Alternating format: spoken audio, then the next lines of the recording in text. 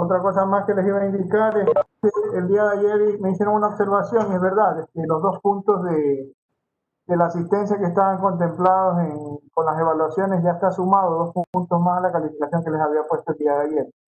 En el caso ya se tomó en cuenta eso en la calificación en la segunda columna. Estaban calificados sobre 8, sobre 10 con las evaluaciones, ya están calificados.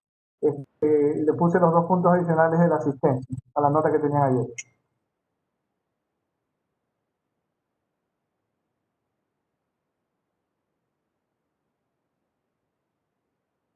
Sí, si el grupo está listo, podemos iniciar con la exposición.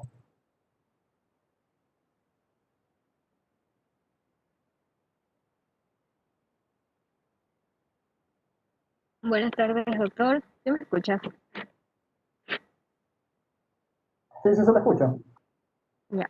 Bueno, hablaremos sobre las patologías quirúrgicas de la tiroides, la paratiroides y la parótida. En cuanto a lo que son los trastornos tiroides benignos, tenemos el hipertiroidismo, que se produce por un exceso de hormona tiroidea circulante. Aquí tenemos la enfermedad de Gray-Basedow y el bocio nodular tóxico, que es la que se produce por un aumento de la captación del yodo radioactivo. En cuanto al bocio tóxico difuso, o también llamada enfermedad de Gray-Basedow, de aquí se desconoce la causa exacta. Y dentro de sus manifestaciones clínicas que encontraremos en estos pacientes, tenemos la intolerancia al calor, mayor sudoración, sed y pérdida de peso a pesar de una ingestión calórica adecuada. Hay palpitaciones, hay nerviosismo, hay fatiga, hay labilidad emocional, hipercinesia y temblores, además de síntomas digestivos como son el incremento de la frecuencia de la evacuación intestinal o también puede existir diarrea. En las mujeres podemos encontrar amenorrea, disminución de la fecundidad y mayor incidencia de abortos. En niños hay crecimiento acelerado con maduración ósea temprana y en los pacientes mayores podemos encontrar complicaciones cardiovasculares como son la fibrilación auricular y la insuficiencia cardíaca congestiva. La siguiente.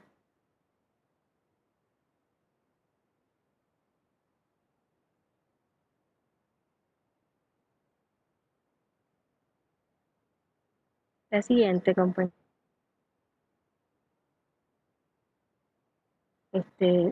Son la TSH, la T4 o también se puede hacer la T3 libre. La TSH la vamos a encontrar disminuida, mientras que la T4 o la T3 libre la vamos a encontrar aumentada. Existen tres alternativas de tratamiento. Tenemos el tratamiento farmacológico que se lo hace por medio de fármacos antitiroideos. Aquí podemos utilizar el propiltiouracilo de 100 a 300 miligramos 3 veces al día o el metimazol de 10 a 30 miligramos 3 veces al día. La otra alternativa es la terapia con yodo radioactivo.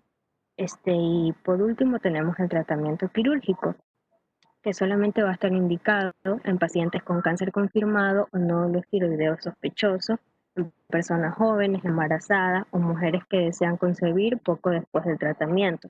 También reacciones graves a los antitiroideos, graves bocios que causan síntomas por compresión y sujetos que se rehúsan al tratamiento con terapia de yodo radioactivo. La siguiente. En cuanto al bocio multinodular tóxico, de aquí aparece en personas mayores de 50 años que tienen antecedentes de un bocio multinodular no tóxico, y después de varios años, suficientes nódulos tiroideos se vuelven autónomos para precipitar el hipertiroidismo. El tratamiento se lo hace también con terapia de yodo radioactivo tiroidectomía total o también subtotal. En cuanto al adenoma tóxico, de aquí vamos a encontrar un nódulo tiroideo solitario sin tejido tiroideo palpable en el lado contralateral. En las manifestaciones clínicas a estas le daremos el nombre de tormenta tiroidea, que se presenta con fiebre, agitación o depresión del sistema nervioso central y disfunción cardiovascular y además gastrointestinal que incluye una insuficiencia hepática. Puede ser precipitada por la interrupción súbita de fármacos antitiroideos, procesos infecciosos, cirugía tiroidea o no tiroidea, traumatismos en pacientes con tirotoxicosis no tratada, administración de amiodarona, exposición a medios de contraste iodados o después del tratamiento con yodo radioactivo. La siguiente. La siguiente.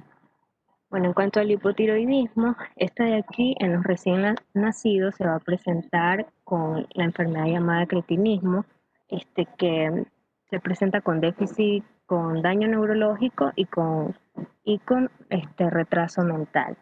En, en, los, en las personas adultas se presenta con cansancio, con aumento de peso, hay intolerancia al frío, hay estreñimiento y menorragia.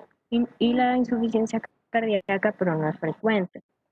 Cuando el hipotiroidismo es consecuencia de una insuficiencia hipofisiaria, puede haber manifestaciones de hipopituitarismo como piel pálida y serosa, hay pérdida de vello corporal y hay genitales atróficos. En cuanto a los resultados de laboratorio, vamos a encontrar niveles de T4 y T3 bajas, y en la insuficiencia tiroidea, si es primaria, se elevan las concentraciones de TSH, mientras que en el hipotiroidismo secundario hay concentraciones bajas de la TSH. El tratamiento lo vamos a realizar con tiroxina, que es la T4, de 50 a 200 microgramos al día, y en los ancianos o aquellos con cardiopatía concomitante e hipotiroidismo profundo, 25 a 50 microgramos al día. La siguiente.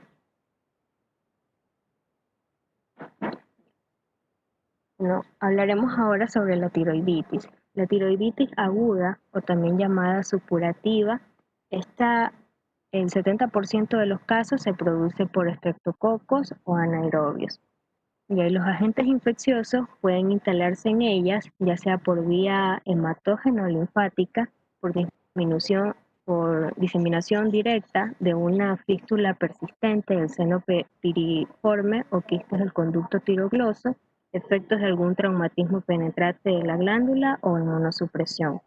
Es más frecuente en niños y a menudo va precedida por una infección de vías respiratorias superiores u otitis media, y se reconoce por dolor intenso en el cuello que se irradia a la mandíbula o al oído. Hay fiebre, hay escalofrío, hay odinofagia y disfagia. En cuanto a la tiroiditis subaguda, esta no se conoce la causa exacta, pero se cree que es de origen viral o resultado de una reinfección inflamatoria posterior a una infección viral. Ya la siguiente.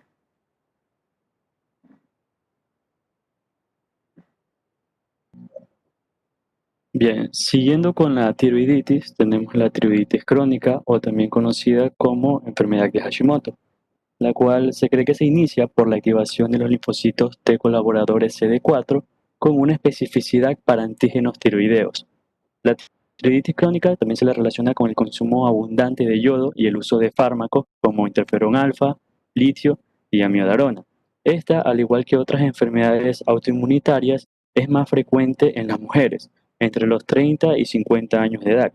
En la tiroiditis de Hashimoto típica con bocio, a la exploración física se revela un crecimiento difuso de la glándula tiroides con una consistencia firme y lobulada. El diagnóstico se va a confirmar con las concentraciones altas de TSH y la presencia de autoanticuerpos tiroideos. La biopsia por aspiración con aguja fina está indicada en personas con un nódulo solitario sospechoso o un bocio de crecimiento rápido. En el tratamiento tenemos que la reposición hormonal tiroidea es la indicada en individuos con hipotiroidismo y que el objetivo va a ser mantener las concentraciones normales de TSH.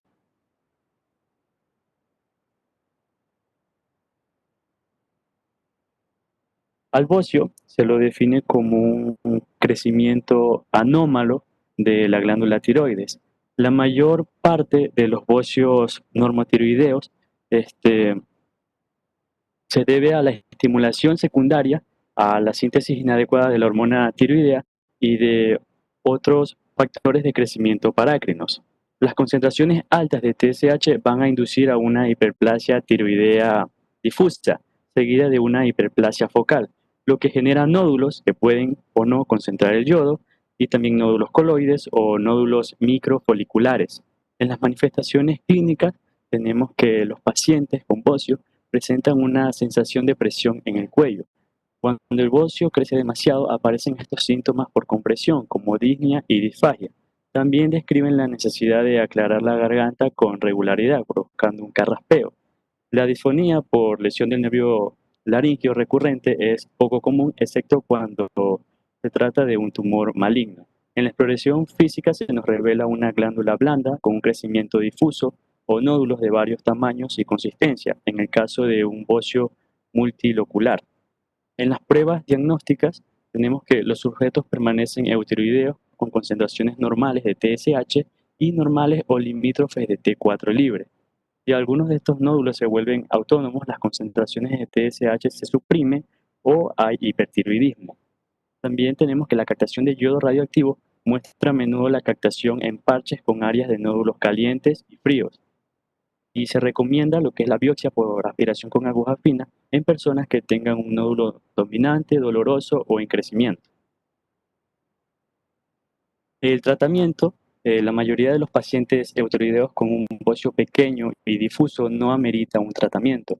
Algunos médicos suministran hormona tiroidea exógena a estos enfermos que tienen un bocio grande, para así poder disminuir la estimulación del crecimiento glandular por la TSH. El bocio endémico se va a tratar también con lo que es la administración de yodo. Ahora, la resección quirúrgica se va a reservar para los casos en donde haya un crecimiento continuo a pesar de la supresión con T4, donde hayan síntomas obstructivos, donde haya extensión retroesternal, una sospecha o certeza de malignidad por la biopsia por aspiración con aguja fina o donde hayan problemas estéticos. La tiroidectomía subtotal es el tratamiento de elección y los pacientes necesitarán un tratamiento con tiroxina toda su vida para evitar una recurrencia. En el nódulo tiroideo solitario, lo más importante de este nódulo es descartar cuando se trata de Un nódulo momento, maligno. antes de pasar a lo que es nódulo tiroides. El bocio de por sí es un crecimiento normal de la glándula. Este bocio, estamos hablando, puede ir o no acompañado de disfunción tiroidea, o sea, de una hipofunción, ¿sí? Por lo general, el bocio, el crecimiento de esta glándula puede provocar obstrucción o puede provocar compresiones vasculares y nerviosas a nivel del cuello. Además de que, como ven en el gráfico, también puede ser una masa que no permite la movilidad del cuello o puede ser estéticamente provocar estéticamente desde el punto de vista psicológico del paciente también afecta a pesar de que no afecte ninguna estructura vascular ni nada. Entonces estos bocios, como el que se ven ahí, estos bocios gigantes, tienen que ser retirados con una tiroidectomía total. O sea, ahí lo que se hace luego de la tiroidectomía total es darle reemplazo hormonal con levotiroxina a los pacientes, ¿sí? Y se regula su metabolismo tiroides, su metabolismo de yodo.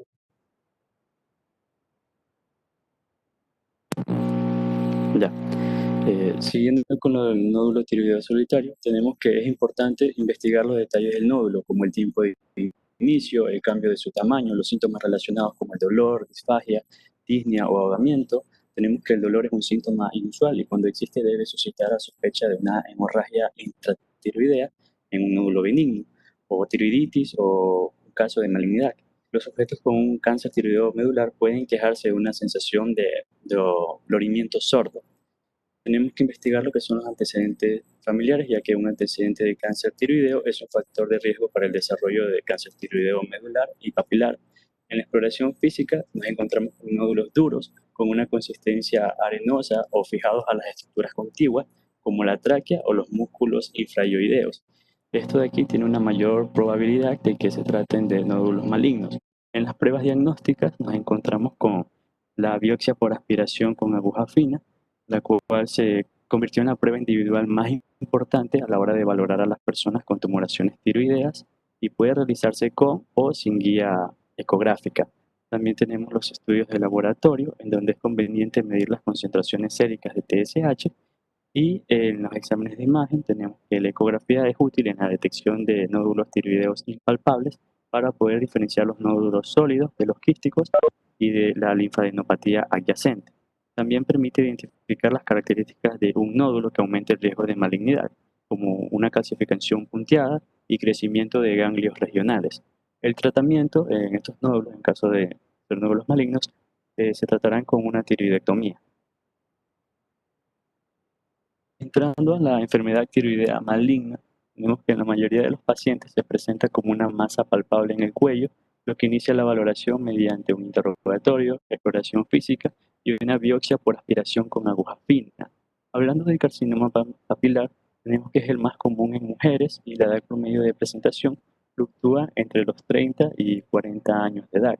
La mayoría de los pacientes se van a encontrar eutiroideos y se presentan con una masa cervical indolora de crecimiento lento. La disfagia, disnea y disfonía casi con la cervical avanzada.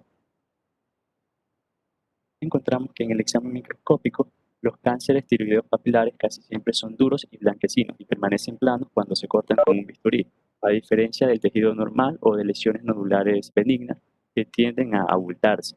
El tratamiento va a ser quirúrgico. Casi todos los autores están de acuerdo en que estos pacientes con tumores de alto riesgo o tumores bilaterales deben someterse a una tiroidectomía total o casi total. Los que apoyan la tiroidectomía total aducen que este procedimiento permite usar el yodo radioactivo de una manera eficaz para detectar y tratar el tejido tiroideo residual o la enfermedad metastásica. También hace que el nivel sérico de tiroglobulina sea un marcador más sensible de la enfermedad recurrente o persistente.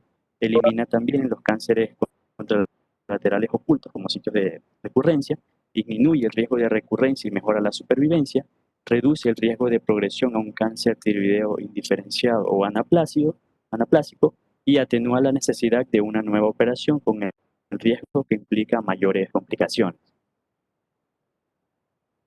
Luego tenemos el carcinoma folicular, los cuales representan un 80%, los cuales por lo general estos cánceres foliculares se presentan como nódulos tiroideos solitarios, algunas veces con antecedente de un aumento rápido de tamaño y un bocho de larga duración. No es frecuente que haya dolor en el carcinoma folicular, salvo que se produzca una hemorragia hacia un ganglio. A diferencia de los cánceres papilares, la linfadenopatía cervical es infrecuente al momento de la presentación, aunque es posible que se encuentren metástasis distantes. Estos carcinomas, como ya mencioné, son lesiones solitarias, en su mayoría rodeadas por una cápsula. En el examen histológico se observan folículos, pero es posible que la luz carezca de coloide. La malignidad se va a definir por la presencia de invasión capsular y vascular. En general, los tumores que tienen una mínima invasión parecen tener una cápsula definida, pero tienen evidencia de invasión microscópica a través de la cápsula tumoral hacia vasos sanguíneos externos, pequeños a medianos, justo en la cápsula o por fuera de esta, pero no dentro del tumor.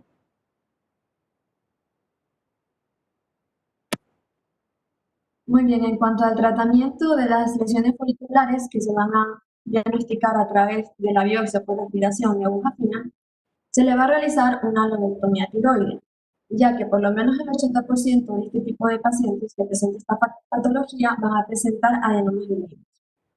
Si las lesiones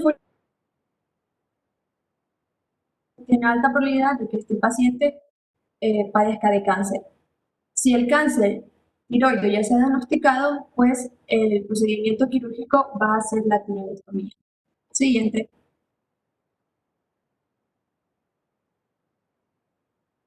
Bien, también tenemos el carcinoma de las células de Hörte. En cuanto a sus características, pues bueno, este representa el 3% de los tumores tiroides malignos y es un subtipo de cáncer tiroideo folicular. La diferencia del carcinoma de células de Hörte con las carcinomas foliculares es que estas van a ser unilaterales, mientras que los carcinomas foliculares se van a presentar con mayor frecuencia de una manera multifocal y bilateral. En cuanto al tratamiento de este tipo de carcinoma, pues va a ser similar a de las neoplasias, se va a realizar una lobectomía y la resección del istmo. Estos van a ser suficientes para este tipo de adenomas. En cuanto a los carcinomas tiroides medulares, bueno, estas van a representar el 5% de los tiroides malignos, se van a originar en las células parafoliculares o células de tiroides. Y este tipo va a ser una neoplasia esporádica. El diagnóstico se va a establecer con la anamnesis en la exploración física, como se puede observar en la imagen. Se va a ver una masa a nivel tiroideo, vamos a encontrar concentraciones altas de calcitonina sérica ósea, y el estudio citológico por afinidad va a ser aspiración de aguja fina. Siguiente, por favor.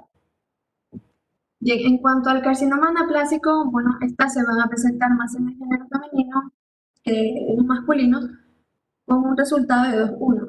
Estos tumores se reconocen en el 7º y 8ª década de la vida. El tumor es grande y, por tanto, es probable que se haya fijado a estructuras circundantes y se ulcere con áreas de necrosadas. Normalmente en este tipo de cáncer casi siempre va a haber ganglios linfáticos fatales al momento de la presentación. En cuanto al diagnóstico, pues va a ser igual biopsia por aspiración de aguja fina. Y vamos a encontrar en la histopatología, por favor compañero, ¿le puede dar clic? Ya, estas van a ser células fusiformes, células escamosas y células gigantes pleomórficas. Las células gigantes pleomórficas van a ser la que más se va a determinar en este tipo de cáncer anaplásico. Dele clic, por favor. Otra vez clic. Ahora, ¿cómo se va a ver este tipo de cáncer? Se va a presentar como una masa cervical, esta va a ser de larga evolución y van a crecer con rapidez. Estas también pueden ser dolorosas y, como podemos observar, hacer una masa tan grande puede obstruir tanto vía aérea como vía digestiva parcialmente. Por lo tanto, los síntomas relacionados van a ser la disfonía, disfagia y la disnea. En cuanto al tratamiento de este tipo de carcinoma, primero se van a someter a una laringoscopía preoperatoria, nada más para saber el estado de las cuerdas bucales. Y posterior se le va a realizar una tiroidectomía total o subtotal con la disección de los ganglios linfáticos, que, como recordemos, normalmente se presentan en este tipo de cáncer. Siguiente, por favor. Siguiente. Y el linfoma. Bueno, el linfoma va a representar por lo menos el 1% de los tumores tiroides malignos y estos van a corresponder a la forma non-Hodgkin de las células tipo beta. Los síntomas van a estar relacionados con el carcinoma anaplásico, como se puede ver en la imagen, va a presentar igual una masa cervical. Sin embargo, la diferencia entre el linfoma y el carcinoma anaplásico es que el linfoma puede ser indolora. Perdón.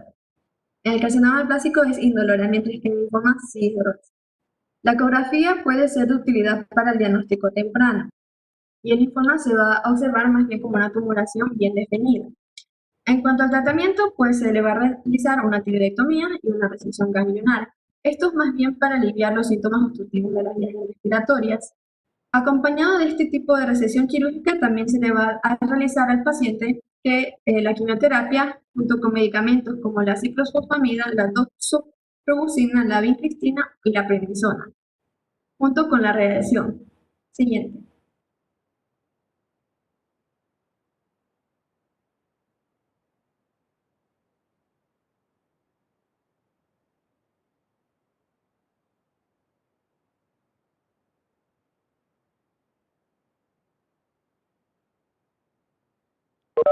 Sí me escuchan, disculpe. Hola. No sé si se me escucha, si podrían confirmarme. Sí, se escucha. Escucho. Ya, gracias. Bien, luego sí, hablamos con lo que serían los accesos de mínima invasión para llegar a lo que es la disección de la tiroides. En este caso, debemos realizar lo que son una incisión de 3 centímetros sin creación de colgajo y disección mínima para poder presentar la tiroides a través de lo que es la herida y luego realizar lo que es la disección pretraqueal y paratraqueal. Bien, se va a realizar lo que es una incisión de 12 milímetros en la piel de la cara anterior del tórax a unos 3 a 5 centímetros debajo del borde de la clavícula ipsolateral. Bien, en este punto se va a proceder a separar lo que es el músculo esternocleidomastoideo del músculo esternoioideo para luego acceder a lo que sería el músculo esternotiroideo y así poder acceder a lo que es la glándula tiroides.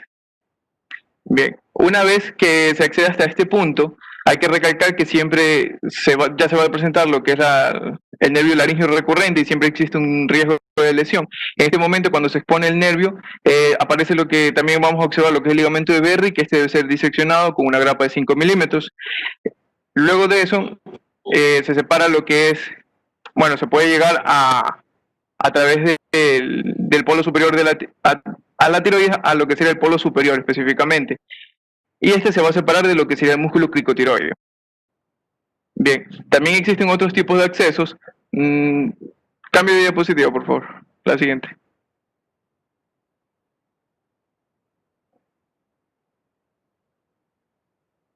La siguiente diapositiva.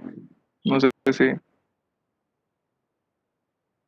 Bueno, tenemos lo que son los accesos de tipo axilares. Se nos menciona que estos son un poco más invasivos. Se van a utilizar 3 trócares. Se hace un corte a nivel de la axila de 30 milímetros. Se insertan trócares de 12 y 5 milímetros a través de la incisión. Y se introduce un trócar también de 5 milímetros adyacente. En la imagen podemos observar que el trócar 1 representa el ayudante, el trócar 2 lo que es el operador cámara y el trócar 3 sería el encargado del cirujano. Bien, como mencionamos, estos son un poco más invasivos, aunque omiten lo que es la disección a nivel del cuello. Luego tenemos también, podemos pasar a la siguiente diapositiva, por favor.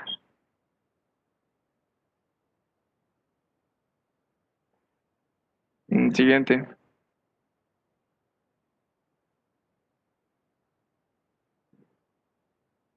Siguiente diapositiva.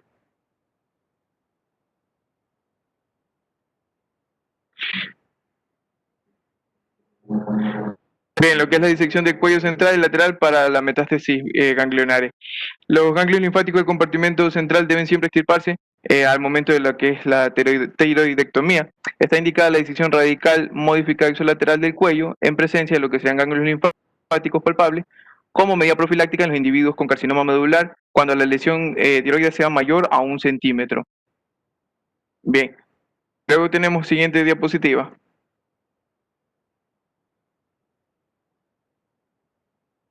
Lo que es la extirpación quirúrgica del bocio intratorácico. Bien, hay que decir que un bocio se considera mediastínico si por lo menos el 50% del tejido tiroideo se va a localizar dentro de lo que sería el tórax. Las formas mediastínicas pueden ser tanto primarias como secundarias, pero las secundarias son en mayor abundancia, solamente un 1% están representadas las mediastínicas. Comúnmente las de tipo primaria van a estar irrigados por lo que son vasos sanguíneos intratorácicos y no tienen conexión con el tejido tiroideo del cuello. En cambio, las que son de tipo secundarias tienen irrigación a través de lo que son las mismas ramas que irrigan a la tiroides. Bien, no obstante, en la mayor parte de los casos debe prepararse también el tórax para lo que por si se fuera necesario realizar lo que es una esternotomía mediana, sería para controlar la posibilidad de una hemorragia mediastínica o extirpar por completo lo que es un cáncer invasivo inesperado. En este caso podemos observar en la imagen que la imagen que está, la segunda imagen, se puede observar que a nivel de lo que es el tercer, se divide el esternón a nivel del tercer espacio intercostal y luego entre la primera o cuarta costilla en uno de los dos lados. Para poder interceder a través de este tipo de incisiones se puede llegar de forma mucho más fácil a lo que sería el mediastino superior y la parte inferior del cuello para acceder hacia lo que sería el bocio intratorácico. Bien. Siguiente imagen, por favor. Siguiente diapositiva.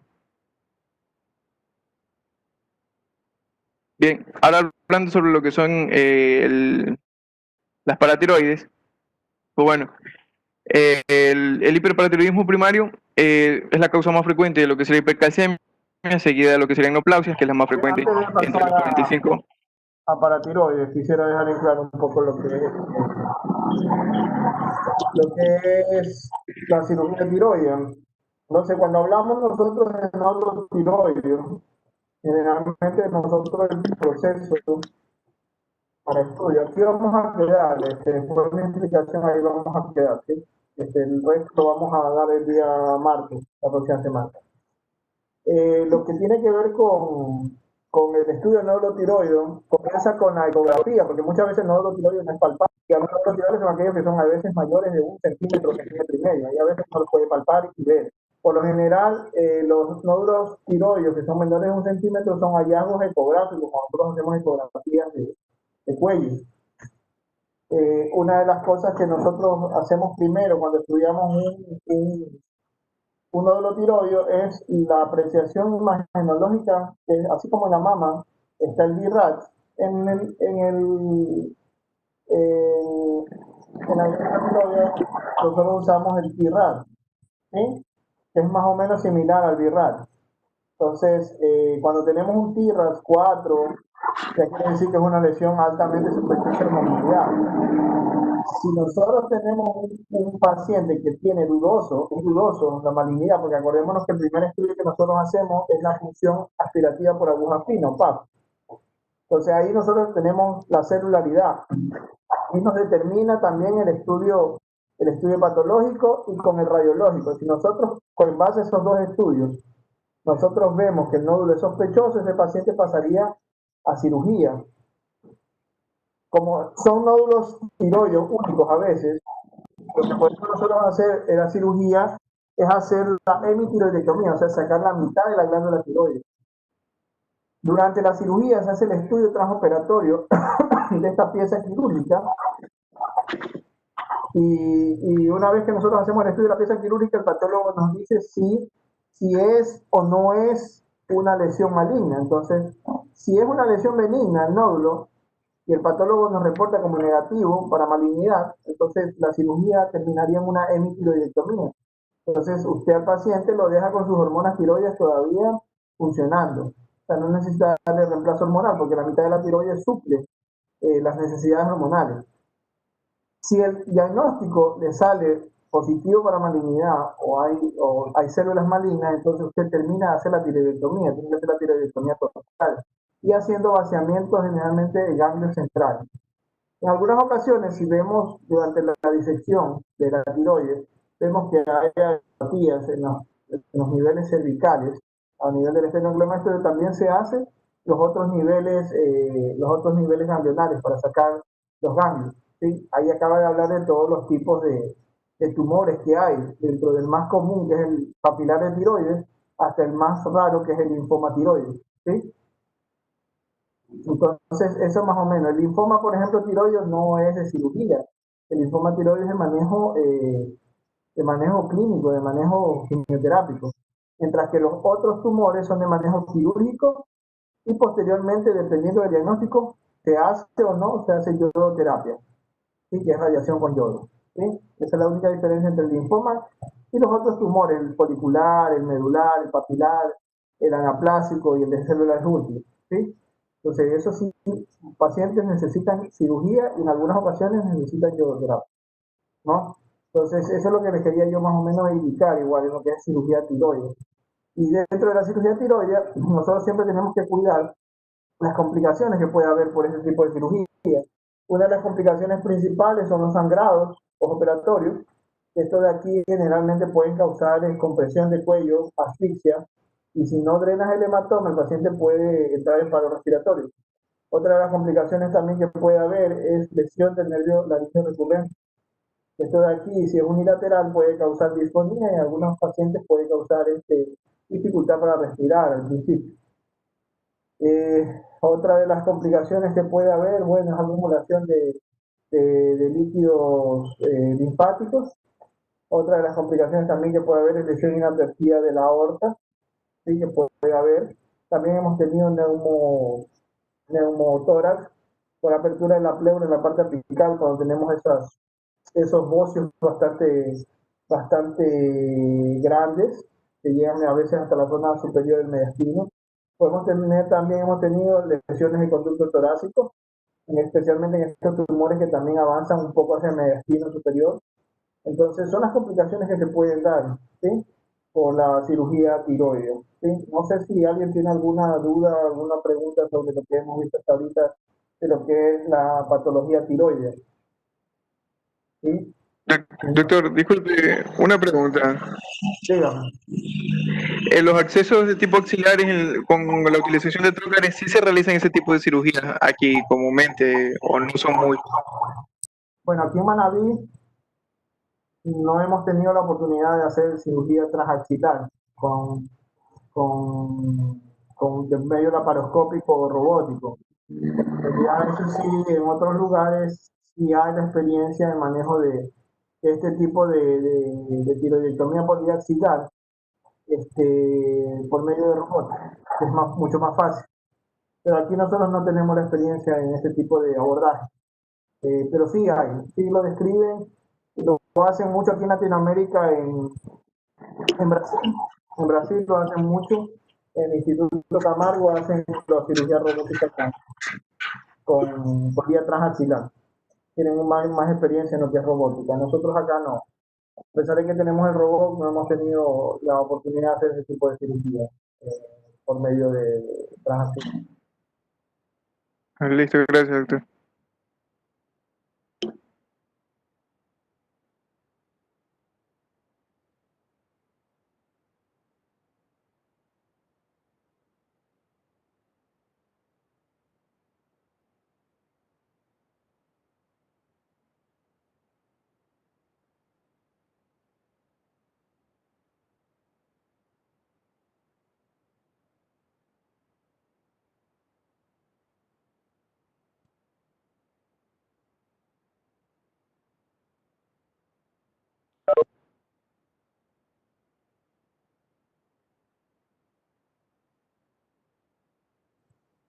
¿Ahí me escuchan? Que todavía se activó la cámara, el micrófono. Sí, doctor, se lo escucho. Sí, se escucha, Ya doctor. listo. Entonces, si no hay ninguna otra pregunta sobre el tema, nos vemos el día martes con lo que resta del tema, ¿sí? Para culminar con paratiroides y ahí si avanzamos con el siguiente grupo, podemos ir avanzando en la primera parte del grupo que sigue, ¿sí? Nos Listo, vemos doctor, el gracias. día martes si no hay ninguna pregunta. Listo, doctor. Gracias.